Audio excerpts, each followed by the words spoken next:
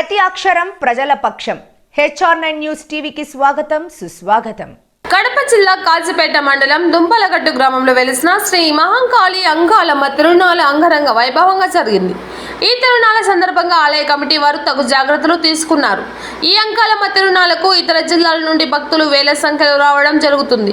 ప్రతి సంవత్సరం కూడా ఆనవాయితీగా తరతరాల నుండి భక్తి శ్రద్ధలతో జరుపుకుంటారు. వచ్చిన భక్తులు ఎంతో భక్తి శ్రద్ధలతో ఆ తల్లిని దర్శించుకొని కోరికలు తీర్చే తల్లిగా భావిస్తారు.